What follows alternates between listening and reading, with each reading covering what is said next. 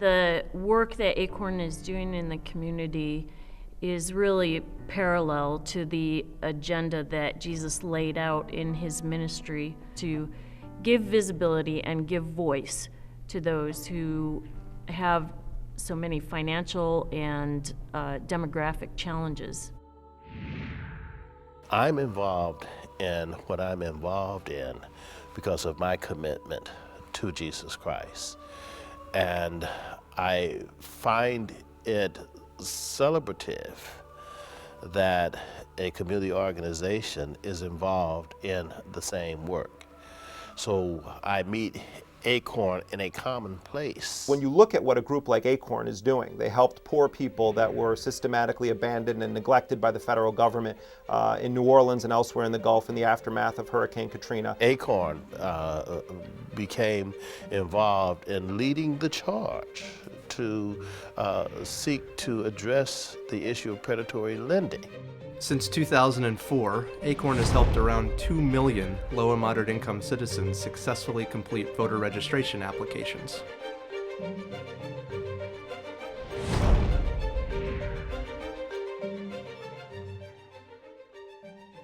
They want everybody to vote. I don't want everybody to vote. Elections are not won by a majority of people. They never have been from the beginning of our country, and they are not now.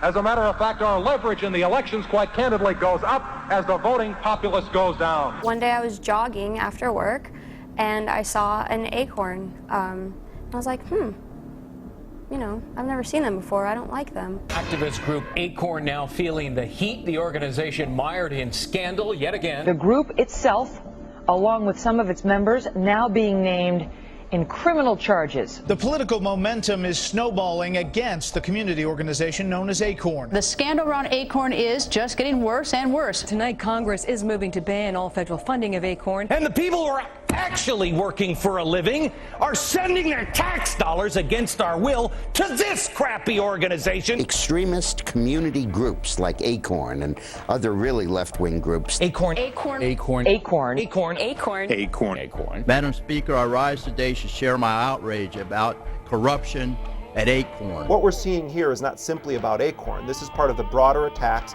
on the poor in this country, the broader attack on working people in this country, and ultimately the broader attack on the fabric of democracy in this country. I think it was evidenced with the resurrection of the voter registration during the campaign, and now this best I can describe it, this unconscionable attack on a good organization. The irony I find is a readiness to take an assertive position against a group like Acorn that they see as vulnerable, but not taking a comparable position against the large banks and the large insurance companies and the other power brokers. Let's look at the bigger picture here when we talk about the witch hunt against Acorn.